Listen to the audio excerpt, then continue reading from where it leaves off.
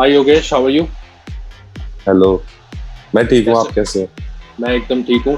तो मैं अपने दर्शकों को बताना चाहूंगा कि योगेश कथुनिया, जो कि F56 के अंदर डिस्कस थ्रो के नेशनल चैंपियन रह चुके हैं। 2021 के अंदर इन्होंने गोल्ड जीता था।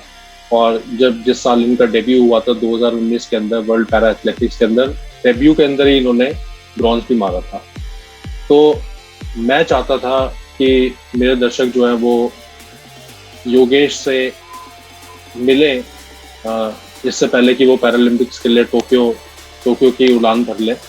और मैं मतलब मेरे लिए बेसिकली ये जानना बहुत बहुत इम्पोर्टेंट है योगेश कि आपकी ट्रेनिंग, आपकी जो इस टाइम की जो प्रेपरेशन है वो कैसी चल रही है, क्योंकि बहुत से लोग हैं जो कि आपने देखा हो कि ओलंपिक्स के अंदर भी इंडिया का बेस्ट परफॉर्मेंस रहा है। ठीक है। तो लोग जो है वो बहुत ही एक्साइटेड है ये जानने के लिए कि पैरालंपिक्स के अंदर इंडिया का कैसा परफॉर्मेंस रहता है। ठीक है। और सिंस यू आर, आप एक one of the top athletes हो, जो कि इंडिया को रिप्रेजेंट करोगे, so obviously it is going to be good कि अगर आप लोगों को थोड़ा बता सको कि how is your preparation going at this time, आप किस तरह से आपकी प्रेपरेशन चल रही है to prepare for final performance Tokyo के अंदर। अभी प्रिपरेशन तो बहुत अच्छी चल रही है। पहले के हिसाब से बहुत ज्यादा अच्छी हो गई है, क्योंकि मेरे को जनवरी में इंजरी हो गई थी, जिससे मैं 3 महीने तक बहुत ज्यादा सफर करा था। तो उसके बाद डायरेक्ट नेशनल हुआ था। नेशनल में 43.70 मीटर करा था मैंने, तो मेरा गोल्ड था उसमें। उसके बाद फिर मैंने ट्रायल्स के लिए अपनी प्रिपरेशन स्टार्ट करी कि मैं ट्रायल्स में मेरे को अच्छा करना है। फिर मैंने ट्रायल्स में 45.58 थ्रो करी, जिससे मेरी वर्ल्ड रैंकिंग नंबर 3 आ गई। ओके। और उसके बाद से ही मैं अभी टोक्यो पैरालंपिक 2021 के लिए पूरी प्रिपरेशन अच्छे से कर रहा हूँ। और जितना हो सके मैं 100% अपना देने की कोशिश कर रहा हूँ, क्योंकि मुझे मेडल जीतना है इस बार, और गोल्ड मेडल जीतना है। क्योंकि पिछली बार भी मैं चूक गया था अपना वर्ल्ड चैंपियनशिप के अंदर, अच्छा।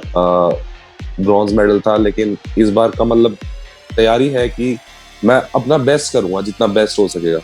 बिल्कुल। बिल्कुल। तो देखो, एक एक चीज और मैं आपसे पूछना चाहूंगा कि ये फाइनल मोमेंट है। ठीक है, 2-3 हफ्ते ही बचे हैं जब आपका फाइनल इवेंट होगा 30 तारीख को। तो उस दिन इस टाइम के हिसाब से आपका फाइनल जो गेम प्लान है वो क्या होगा? फाइनल गेम गेम प्लान बोले तो कि फाइनल स्ट्रेटेजी आपकी अभी क्या है? हाँ, मेनली स्ट्रेटेजी मेरी ये रहेगी, क्योंकि देखो जो परफॉर्मेंस आनी थी वो आ चुकी। जी। अब कुछ जादू नहीं हो सकता। जितना मेहनत करनी थी कर ली, 15 दिन के अंदर हम लोग कुछ भी नहीं कर सकते। मेन मेरा फोकस इस पे है कि मैं ट्रेनिंग अच्छे से करूँ, डाइट प्रॉपर खाऊं। और मेन जो सबसे ज्यादा फोकस मैं उस पर कर रहा हूँ कि मुझे इंजरी किसी चीज से ना हो, ताकि मैं अपना और अच्छा परफॉर्मेंस टोक्यो पैरालंपिक्स पे कर पाऊँ। राइट। मैं लोगों को ये बताना चाहूंगा कि योगेश जो है अभी अपनी ट्रेनिंग खुद ही मैनेज कर रहे हैं, क्योंकि उनके एक्चुअली पेरेंट्स जो थे उनको कोविड हो गया था, तो उसकी वजह से ये इनको साई का ट्रेनिंग सेंटर छोड़ के आना पड़ा। तो ये मतलब एक तरह से हर तरह की रिस्पॉन्सिबिलिटी निभा रहे हो आप, जो कि एक बहुत बड़ी बात है। राइट। तो हाँ। आपका ये सारी चीजें देखते हुए कि आपने भी खुद भी कहा कि 15 दिन बचे हैं, 15 दिन के अंदर कोई जादू नहीं हो सकता। राइट। तो आपको भी पता है कि आपकी परफॉर्मेंस कैसी चल रही है, आपको ये भी पता होगा कि आपके जो वहाँ पे कंपेटिटर्स आने वाले हैं उनकी परफॉर्मेंस के हिसाब से आपको आप कहाँ पे स्टैंड करते हो इस टाइम।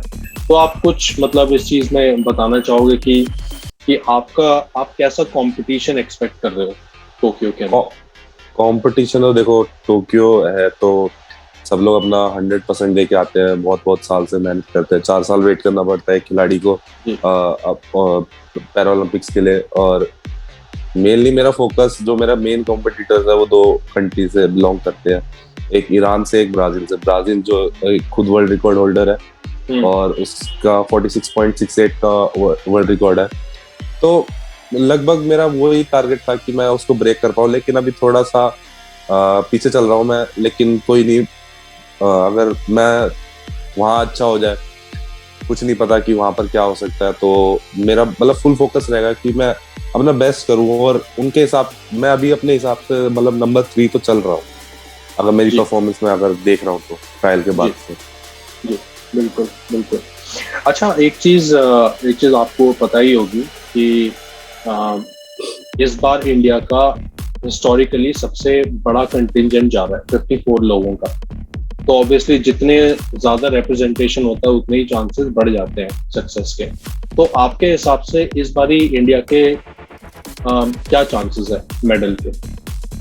मेडल के चांसेस देखो तो मैं सिर्फ एथलेटिक्स के बारे में बताना चाहूंगा, क्योंकि मुझे ज्यादा एथलेटिक्स की नॉलेज है। बाकी गेम्स की इतनी मतलब मैं इतना मतलब फॉलो अप नहीं कर रखा। तो अगर मैं एथलेटिक्स में देखूं तो हम 24 पूरे पैरा एथलेटिक्स जा रहे हैं।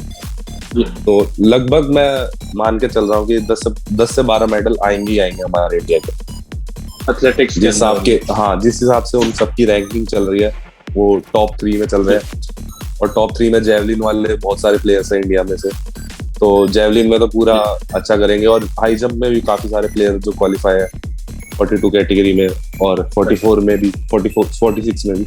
और डिस्कस में सिर्फ मैं और विनोद मलिक जी है, तो वो भी अच्छा चल रहे हैं, वो भी अभी रैंक 3rd चल रहे हैं, तो वो भी अच्छा कर पाएंगे। तो लगभग 10 to 12 मेडल्स तो मैं एक्सपेक्ट ही कर रहा हूँ सबसे मिनिमम। हाँ, सो एथलेटिक्स के अंदर मैं अपने व्यूअर्स को बताना चाहूंगा कि एथलेटिक्स के अंदर out of 54 in total athletics के अंदर 24 एथलीट्स जा रहे हैं इंडिया की तरफ से, जिसमें से 20 मेल है और 4 फीमेल। और इसके अंदर इंडिया का, जैसे योगेश ने भी बताया, इंडिया का काफी स्ट्रॉन्ग रिप्रेजेंटेशन रहेगा जेवलिन के अंदर, क्योंकि जेवलिन के अंदर बहुत जाने माने नाम इंडिया की तरफ से कम्पीट करेंगे। अच्छा, ये तो बात हो गई कंपटीशन की, प्रेपरेशन की। बात करते हैं योगेश एक्सपेक्टेशंस की। तो ऑब्वियसली आपकी परफॉर्मेंस जो रही है इतनी अच्छी रही है, जब भी आपने मतलब इंटरनेशनल नेशनल लेवल पे खेला है, you have always won some medal और द अदर।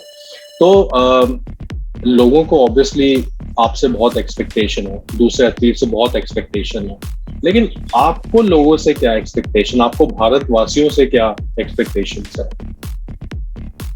देखो, मैं जब 19 में भी मैंने जब मेडल जीता था तो मेरे सब गांव वालों ने मेरा मतलब बहुत अच्छे से मेरे को सपोर्ट किया था।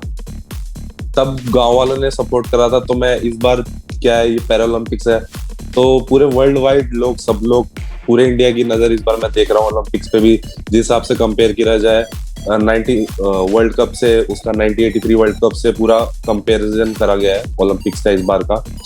तो मेरा मतलब मन से इच्छा है कि लोग हमें भी इस बार वैसे ही सपोर्ट करें जैसे ओलंपिक्स को सपोर्ट किया, ताकि इससे हमें बस एक चीज का फायदा होता है, हमें लोगों से खुशियां ज्यादा मिलती है। वो अगर हम उन लोगों के लिए दुआ करेंगे तो दुआ बहुत काम की चीज होती है, और जो वो लोग आशीर्वाद देंगे उससे बड़ा कोई ताकत नहीं होता किसी चीज के अंदर। बिल्कुल। और मैं लास्ट में मैं लोगों से अपील करूंगा कि योगेश की जो इवेंट है वो F56 कैटेगरी में डिस्कस थ्रो की इवेंट है, जिसके अंदर योगेश परफॉर्म करेंगे मंडे को 30 अगस्त को टोक्यो के टाइम के हिसाब से सुबह 9:30 बजे का टाइम है, जो कि इंडिया के हिसाब से मेरे ख्याल से अराउंड 5:30 या 6 बजे सुबह का टाइम होगा। मेरी सब लोगों से रिक्वेस्ट है, जो भी हमारे ये वीडियो देख रहे हैं, कि प्लीज अपना जितना सपोर्ट हो सके उतना दीजिए योगेश को, सारे एथलीट्स को। इनकी इवेंट को आप सबको उठ के देखना है अपने टीवी चैनल पे। इंडिया के अंदर ये DD न्यूज़ पे लाइव टेलीकास्ट होगा, जितना मेरे को इन्फॉर्मेशन है। लेकिन हम सबको सपोर्ट करना है, और हम सबको सपोर्ट करेंगे तो ही पैरा एथलेटिक्स जो है ये आगे बढ़ेगा। ये मेरी सबसे अपील है। सो योगेश, इतना कह के मैं अभी आपका और ज़्यादा टाइम नहीं लूँगा, बट मेरी तरफ से आपको बेस्ट विशेस, और keep in touch, keep healthy. अपनी ट्रेनिंग को एकदम आप सुपर ऑप्टिमम रखिएगा, और हो सके तो जब आप टोक्यो के अंदर है तो एक लाइव जूम कॉल करेंगे हमारे ऑडियंस के लिए, हमारे व्यूअर्स के लिए ऑन द फील्ड से। ये मेरी रिक्वेस्ट रहेगी। हाँ जरूर। चलिए, thanks a lot Yogesh, thanks for your time, bye bye.